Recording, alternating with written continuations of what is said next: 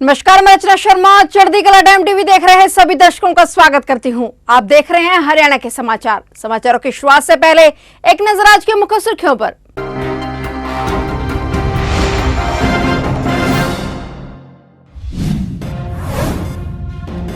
पूर्व प्रधानमंत्री अटल बिहारी वाजपेयी जी की आज 5वीं पुण्यतिथि। सीएम मनोहर लाल ने पूर्व पीएम को दी श्रद्धांजलि। हंगामेदार होगा हरियाणा का मॉनसून सत्र, कांग्रेस ने बुलाई सीएलपी मीटिंग।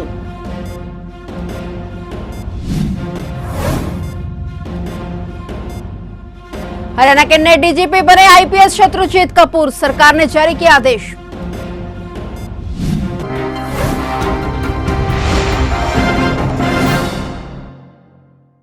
और अब समाचार विस्तार से। पूर्व प्रधानमंत्री अटल बिहारी वाजपेयी की आज 5वीं पुण्यतिथि है। इस मौके पर सीएम मनोहर लाल ने पूर्व पीएम को श्रद्धांजलि दी। सीएम ने वाजपेयी जी की पुण्यतिथि पर उन्हें नमन किया। सीएम ने कहा कि भारत मां के सच्चे सपूत, युग पुरुष, राष्ट्र मार्गदर्शक, सच्चे देशभक्त, भारत रत्न पूज्य अटल बिहारी वाजपेयी जी की पुण्यतिथि पर उन्हें कोटि कोटि नमन करता हूं। भारतीय राजनीति के अजात शत्रु अटल जी ने एक राजनेता के रूप में उच्च कोटि के मूल्यों और आदर्शों को स्थापित किया है। इसके कारण देश के हर उम्र के लोग उन्हें अपना आदर्श मानते हैं। भारत के चहुमुखी विकास के प्रति उनकी दूरगामी सोच और ईमानदारी, सादगी और शालीनतापूर्ण व्यवहार हमें पीढ़ियों तक सही रास्ते पर चलने और राष्ट्र उन्नति में योगदान देने हेतु सदैव प्रेरित करती रहेगी। हरियाणा में 25 अगस्त को होने वाला विधानसभा का मानसून सत्र हंगामेदार होने वाला है। कांग्रेस ने सत्र को लेकर विधायक दल की मीटिंग बुला ली है। मीटिंग की अध्यक्षता पूर्व सीएम भूपेंद्र सिंह हुड्डा कर रहे हैं। इसमें प्रदेश अध्यक्ष उदयभान भी शामिल हैं। मीटिंग में राज्य के बाढ़, नू जैसे बड़े मुद्दों को लेकर चर्चा की जा रही है। इसके अलावा ग्रुप सी की भर्ती के लिए और एग्जाम में प्रश्न रिपीट मुद्दे को लेकर भी विधानसभा में सरकार को कांग्रेस घेरेगी। सीएलपी मीटिंग में शामिल होने के लिए पूर्व सीएम भूपेंद्र सिंह हुड्डा पहले ही चंडीगढ़ पहुंचे हुए हैं। और बता दें कि हरियाणा कांग्रेस की ओर से 20 अगस्त को हिसार में विपक्ष आपके समक्ष कार्यक्रम का आयोजन किया जाएगा। पूर्व मुख्यमंत्री भूपेंद्र सिंह हुड्डा इस कार्यक्रम में मुख्य अतिथि होंगे। इस कार्यक्रम को लेकर भी मीटिंग में चर्चा की जा रही है। बीते कई दिनों से हरियाणा में डीजीपी के नाम को लेकर अलग अलग कयास लगाए जा रहे थे। अब हरियाणा के नए डीजीपी आईपीएस शत्रुजीत कपूर बनाए गए हैं। शत्रुजीत ने 15 अगस्त को रिटायर हुए पीके अग्रवाल की जगह ली है। कपूर नए डीजीपी के तौर पर हरियाणा के सीएम मनोहर लाल की पहली पसंद बताए जा रहे हैं और शायद यही वजह है कि उन्हें डीजीपी के पद के लिए चुना गया है। कपूर इससे पहले एंटी करप्शन ब्यूरो के डीजीपी रहे हैं। बता दें कि हरियाणा के जींद से आने वाले शत्रुजीत कपूर के ट्रैक रिकॉर्ड ने भी उनके चयन में अहम भूमिका निभाई है। बिजली वितरण निगम में अहम पदों पर रहने के दौरान किए गए उनके कामों की तारीफ आज भी होती है। यमुना नदी के जलग्रहण क्षेत्र में पिछले 2 दिनों से लगातार हो रही मूसलाधार बारिश की वजह से दिल्ली में नदी का जलस्तर खतरे के निशान 205.33 मीटर को पार कर गया है। केंद्रीय जल आयोग ने एक अधिकारी के अनुसार जलस्तर अभी और बढ़ने का अनुमान है। अधिकारी ने कहा कि हालांकि दिल्ली में नदी का जलस्तर निकासी अभियान शुरू करने के लिए स्तर 206.00 मीटर तक नहीं बढ़ेगा, बशर्ते पहाड़ी क्षेत्रों में अधिक बारिश न हो। हरियाणा के यमुनानगर जिला स्थित हथनीकुंड बैराज में भी लगभग 27,000 क्यूसेक रिकॉर्ड किया गया है, जो मानसून के मौसम के दौरान मध्यम माना जाता है। दिल्ली सरकार के सिंचाई और बाढ़ नियंत्रण विभाग के एक अधिकारी ने बताया कि नदी के किनारे कुछ स्थानों पर निचले स्तर की बाढ़ आ सकती है, लेकिन गंभीर स्थिति की आशंका नहीं है। हरियाणा के करनाल जिले में रहने वाले पूर्व नौसैनिक, पूर्व एक्स चीफ पेटी ऑफिसर सुजान सिंह को आज उनके 102वें बर्थडे पर सम्मानित किया गया है। 102 साल के होने पर उन्हें सम्मानित करने के लिए नेवी के वाइस एडमिरल कृष्ण स्वामीनाथन और कमांडर आलोक आनंद अपनी टीम के साथ उनके घर पहुंचे। आज करनाल के जिमखाना क्लब में डिफेंस की तरफ से उन्हें सम्मानित करने के लिए कार्यक्रम रखा गया। इस कार्यक्रम में chief of navy staff admiral Hari Kumar को आना था, लेकिन किन्हीं कारणों से वे नहीं आ पाए। लेकिन उन्होंने अपने 8 अफसरों को सुजान सिंह को सम्मानित करने के लिए भेजा। केक काटने के बाद नेवी चीफ खुद भी कार्यक्रम में वीडियो कॉल के जरिए जुड़े और सुजान सिंह को जन्मदिन की बधाई दी। उन्होंने कहा कि भारतीय नौसेना कभी अपने जवानों को भूलती नहीं है, उनकी खुशियों और गम को बांटने के लिए नेवी पहुंच जाती है। भारतीय महिला पहलवान विनेश फोगाट आगामी एशियाई खेलों में खिताब का बचाव नहीं कर पाएंगी। चोट की वजह से विनेश चीन में आयोजित होने वाले एशियाई खेलों से बाहर हो गई हैं। दरअसल ट्रेनिंग के दौरान उनका बायां घुटना चोटिल हो गया था। स्कैन के बाद जो रिपोर्ट आई उसमें डॉक्टर ने कहा कि उनका इलाज सिर्फ सर्जरी है, जिसके तहत कल 17 अगस्त को मुंबई में उनका ऑपरेशन होगा। विनेश ने कहा कि एशियाई खेलों में गोल्ड मेडल को रिटेन करने का मेरा सपना था जो मैंने 2018 जकार्ता एशियाई खेलों में जीता था, लेकिन चोट ने अब मेरी भागीदारी से बाहर कर दिया है। मैंने इस बारे में सभी अधिकारियों को बता दिया है ताकि वे मेरी जगह पर रिजर्व प्लेयर को एशियाई खेलों में भेज सके। गौरतलब है कि एशियाई खेलों के लिए विनेश फोगाट और बजरंग पुनिया को ट्रायल्स में छूट दी गई थी। उन्हें एशियाड में डायरेक्ट एंट्री मिली थी, जिसे लेकर खूब हंगामा भी हुआ था। चोट की वजह से विनेश अब वर्ल्ड चैंपियन से भी नहीं खेल पाएंगे, जिसका ट्रायल 25 और 26 अगस्त को पटियाला में होगा।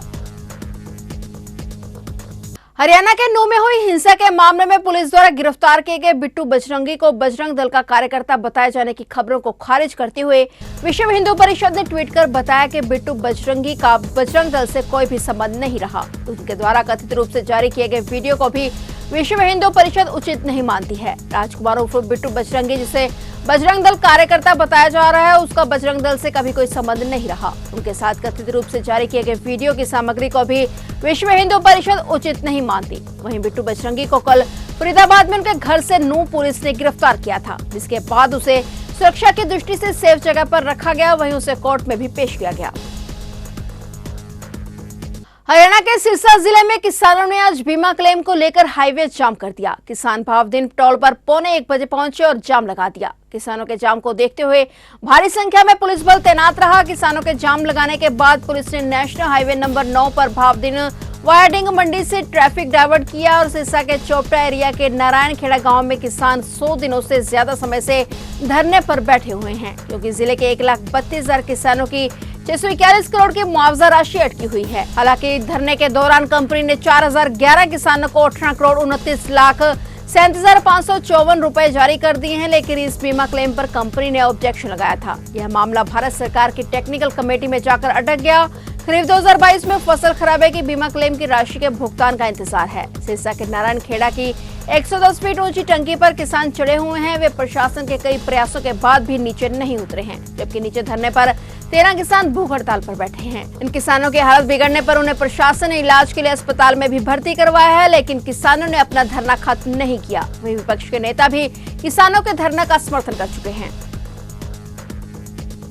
हरियाणा और दिल्ली के बाद राजस्थान में भी जननायक जनता पार्टी ने अपनी राजनीतिक गतिविधियां बढ़ा दी हैं। राजस्थान के जयपुर में प्रदेश कार्यालय की शुरुआत करते हुए जेजेपी के राष्ट्रीय अध्यक्ष डॉक्टर अजय सिंह चौटाला और उनके बेटे जेजेपी के प्रधान महासचिव दिग्विजय सिंह चौटाला ने पंचायती राज संस्थाओं में महिलाओं को 50% आरक्षण देने का भरोसा दिलाया है। जेजेपी की निगाह महिलाओं को पार्टी के साथ जोड़ने पर है। उन्होंने कहा कि हरियाणा की तर्ज पर राजस्थान की महिलाओं को राशन डिपो के आवंटन में 33% आरक्षण दिया जाएगा। जयपुर में पार्टी कार्यालय की शुरुआत करते हुए जेजेपी ने संगठन के विस्तार पर ध्यान दिया है। सीकर से पूर्व जिला परिषद चेयरपर्सन और दाता रामगढ़ से कांग्रेस विधायक वीरेंद्र सिंह की धर्मपत्नी रीटा सिंह ने जेजेपी में शामिल होने की घोषणा की। जयपुर में अजय सिंह चौटाला ने रीटा सिंह को जेजेपी का पटका पहनाकर विधिवत रूप से पार्टी में शामिल किया और कहा कि उनके आने से पार्टी को राजस्थान में और मजबूती मिलेगी। अजय चौटाला ने कहा कि जेजेपी की सोच है कि हरियाणा की तर्ज पर राजस्थान की महिलाओं के लिए पंचायती राज संस्थाओं और राशन डिपो में भागीदारी बढ़ाई जाए। जेजेपी 25 सितंबर को राजस्थान के सीकर में ही ताऊ देवीलाल की जयंती मनाएगी। गोहाना के गांव ईशापुर खेड़ी में बुजुर्ग की डंडों से बेरहमी से पीटकर हत्या करने का मामला सामने आया है। उनके बेटे मजदूरी कर लौटे तो पिता गांव की चौपाल के पास बेसुध पड़े मिले। उनके शरीर पर चोट के कई निशान थे। जब वे उन्हें घर लेकर पहुंचे तब उनकी मौत हो गई। सूचना मिलते ही पुलिस मौके पर पहुंची और शव को कब्जे में लेकर परिजनों के बयान पर पुलिस ने हत्या का मुकदमा दर्ज कर जांच शुरू कर दी है। परिजनों ने गांव के ही रहने वाले युवक कश्मीर पर हत्या का आरोप लगाते हुए बताया कि मृतक राजपाल और कश्मीर की पहले किसी बात को लेकर कहासुनी हो गई थी। इसकी कश्मीरी रंजिश बनाए हुए थे, जिसके चलते उसने राजपाल के डंडों से पीट कर मौत के घाट उतारकर हत्या कर दी। मामले की जांच जारी है। गुरुग्राम से आ रही हरियाणा रोडवेज की सीएनजी बस में अचानक उस समय धुआं उठने लगा जब बस सैनिक कॉलोनी के गेट नंबर 1 पर पास पहुंची और ड्राइवर ने सूझबूझ के चलते बस को ब्रेक लगा दी और उसमें बैठी सवारियां उतरकर इधर उधर भागने लगी। देखते देखते बस में आग की लपटें उठने लगी और पूरी तरह बस दू कर जलने लगी। गनीमत यह रही कि इस हादसे में कोई भी सवारी हताहत नहीं हुई। आनंद फानंद में पुलिस और दमकल विभाग को सूचना दी गई। मौके पर पहुंची दमकल की गाड़ी ने आग पर काबू पाया, लेकिन तब तक बस जलकर खाक हो चुकी थी। इस हादसे के चलते इलाके में भारी और लंबा जाम लग गया। पानीपत न्यायिक परिसर में स्वतंत्रता दिवस बड़े उत्साह के साथ मनाया गया। स्वतंत्रता दिवस के उपलक्ष्य में सांस्कृतिक कार्यक्रमों का आयोजन किया गया। कार्यक्रम में जिला एवं सत्र न्यायाधीश एवं अध्यक्ष जिला विधिक सेवा प्राधिकरण सुदेश कुमार शर्मा ने मुख्य अतिथि के तौर पर शिरकत की और ध्वजारोहण किया। उन्होंने सभी को आजादी के पर्व स्वतंत्रता दिवस की शुभकामनाएं दी और कहा कि देश को आजादी दिलाने में जिन वीर सपूतों का योगदान रहा है उन्हें कभी भुलाया नहीं जा सकता। स्वतंत्रता दिवस समारोह में न्याय व्यवस्था के लिए और अच्छा काम करेंगे, इस बात का भी सभी ने संकल्प लिया। सभी जजेज ने मिलकर आज ये प्रोग्राम रखा है और बहुत अच्छा लगा। जिस हिसाब से ये स्वतंत्रता दिवस मनाया गया, सभी एडवोकेट्स, सभी जजेज, सभी कोर्ट के जितने भी स्टाफ हैं, सब ने मिल के मनाया और जो स्वतंत्रता दिवस का पर्व है उसके लिए इन्होंने पूरा अपना जोर लगा के आगे जो संकल्प लिया है कि न्याय व्यवस्था के लिए और अच्छा काम करेंगे। स्वतंत्रता दिवस पर करनाल जिले के अलग अलग गांवों से भारी संख्या में किसान और किसान नेताओं सहित महिलाएं भी किसान भवन पहुंची। सभी ने मिलकर किसान भवन पर ध्वजारोहण किया, जिसमें किसान पंचायत का आयोजन भी किया गया। किसान पंचायत में मुख्य रूप से भारतीय किसान यूनियन के प्रदेश अध्यक्ष रतनमान और बहादुर सिंह महिला के पहुंचने पर भारतीय किसान यूनियन के जिंदाबाद के नारे लगने शुरू हो गए। किसान नेता रतनमान ने कहा कि पूरा देश स्वतंत्रता दिवस बड़ी धूमधाम से मना रहा है। जिन बलिदानियों ने अपना बलिदान देकर देश को आजाद तो करवा दिया है, लेकिन किसान और मजदूर को आर्थिक आजादी नहीं मिली। वो जो आज यहाँ किसान पंचायत हुई है उसमें ये मुद्दा विशेष रूप से आया है कि भाई रेत चढ़ गया, अब उसमें खेती नहीं हो सकती, सिल्ट चढ़ गया रेते के साथ, ना उसकी पढ़ाई हो सकती, ना खुदाई हो सकती, ना फसल बेची जा सकती। तो हम सरकार से मांग करें कि किसान को वो रेता उठाने की पावर दी जाए, नियम बनाया जाए, कानून बनाया जाए। और आज हमने ये फैसला ले लिया, अगर सरकार जल्द इसका समाधान नहीं करेगी तो हम जबरदस्ती अपने खेतों से रेता उठा के बेचने का काम करेंगे। हम इसके लिए सरकार को टाइम दे रहे हैं और नहीं तो 1 हफ्ते के बाद हम उस रेते को अपने आप हटाएंगे, उसकी बिक्री करेंगे। मान साहब, किसान अपनी समस्या लेकर परेशान होता है, सरकारी ऑफिसों में जाता है लेकिन उसकी कोई सुनवाई नहीं करता, लेकिन किसान यूनियन की तरफ से क्या पहल की जाएगी? बिल्कुल सही है ये बात कि किसान जाता है, उसकी सुनवाई नहीं होती, धक्के खाते फिरते हैं। और इसका सीधा सीधा उदाहरण ये है कि जो हरियाणा के गृह मंत्री अनिल विज जी जो दरबार लगाते हैं, 24 घंटे में भी दरबार पूरा नहीं हो पाता। इससे ही अंदाजा लगता है कि कितने लोग परेशान हैं। तो यहाँ किसान भवन में हम एक रजिस्टर लगाएंगे और कोई भी किसान मजदूर यहाँ आकर के अपनी तकलीफ की शिकायत दे सकता है। कलायत के धान के कटोरे से मशहूर अनाज मंडी में 15 अगस्त पर 70वां स्वतंत्रता दिवस जेजेपी नेता राम निवास सुरजेवाला की रहनुमाई में आयोजित किया गया। इस दौरान उन्होंने तिरंगे को सलामी दी और कहा कि हमें देश को आजादी दिलाने वाले शहीदों को हमेशा याद रखना चाहिए। उन्हीं की बदौलत हम आज खुली हवा में सांस ले रहे हैं। सहारनपुर जिलाधिकारी डॉक्टर दिनेश चंद्र ने स्वतंत्रता दिवस के अवसर पर कलेक्ट्रेट परिसर में ध्वजारोहण किया। इससे पहले मुख्यमंत्री द्वारा लखनऊ में आयोजित ध्वजारोहण कार्यक्रम का सीधा प्रसारण कलेक्ट्रेट स्थित नवीन सभागार में देखा गया और सभी लोगों को पंच प्रण की शपथ दिलाई गई। इस अवसर पर जिलाधिकारी ने स्वतंत्रता दिवस की वर्षगांठ पर सभी जनपद वासियों को बधाई देते हुए कहा कि मेरी माटी मेरा देश कार्यक्रम के अंतर्गत प्रत्येक व्यक्ति को माटी को नमन और वीरों को वंदन करने का सौभाग्य प्राप्त हुआ है। फिलहाल हरियाणा के समाचारों में इतना ही और नए समाचारों के साथ फिर से हाजिर होंगे। तब तक के लिए देखते रहिए चढ़ती कला टाइम टीवी।